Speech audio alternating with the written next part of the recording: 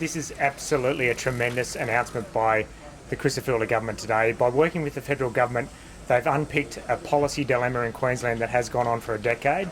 Industry associations have been calling for this change, but equally farmers on the ground have struggled with this policy for years and years.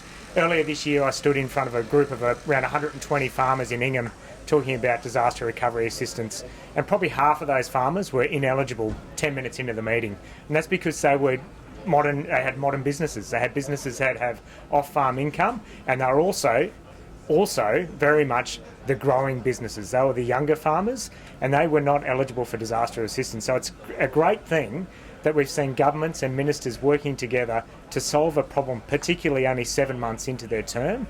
The Chrysler government's really listened to these policy issues we've had.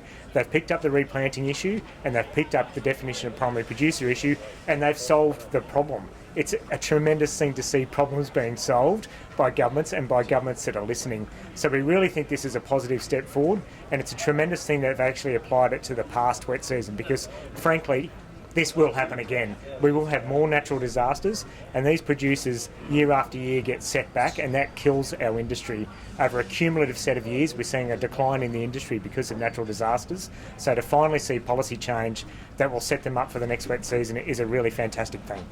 Thank you, Dan. Obviously, as far as cane growers, the ability to get your members together in one place and see the latest technology, this event is pretty spectacular for you.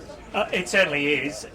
Sugarcane is a tremendously important industry in the tablelands, and the tablelands is tremendously important to the sugarcane industry.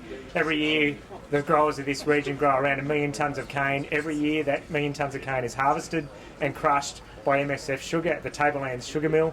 MSF is one of the world leading companies in sugar milling around the world, and the Tableland Mill is the newest sugar mill in the country. So the Tablelands is enormously important to the sugarcane industry, but actually field days are about community, because anybody who works in agriculture like we all do knows that there's a lot of big issues, there's a lot of big policy discussions, there's all these tremendous industry associated businesses that we need. So field days bring all of the people together. They bring big industry, they bring small industry, big companies, small companies, and they have some really great conversations about the sector, and it all comes to confidence, and the confidence will build the sector, will grow the sector, and importantly the field day gives an opportunity for the whole region to showcase itself. So by getting a field day together, the Rotary team have done a great job of making sure that we focus on the opportunities for agriculture in this region, and they're huge.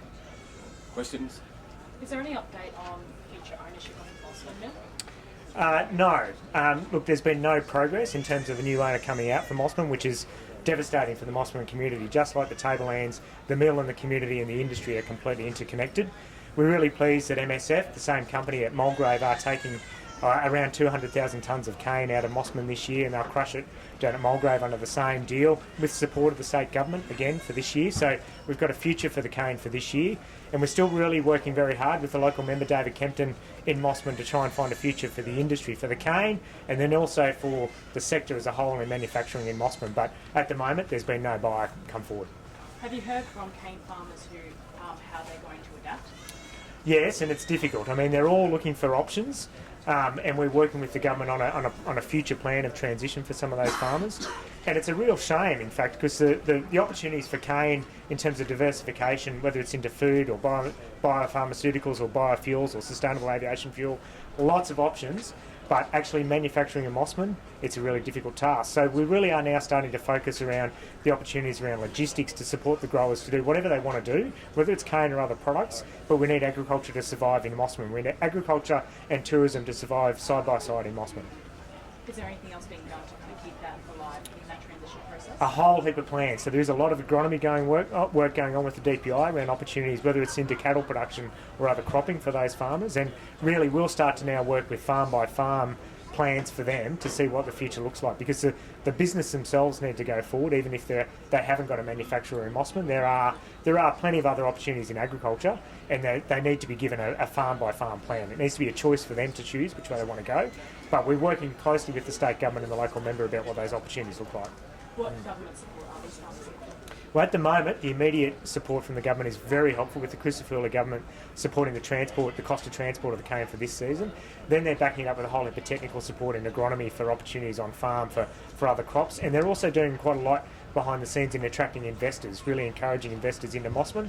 And I think that's really what's key. We need to see new capital investment, whether it's manufacturing or new opportunities in other products for Mossman. That's what's key. So those three things are transport, technical advice, and attracting investment are what the government's working on. Yeah.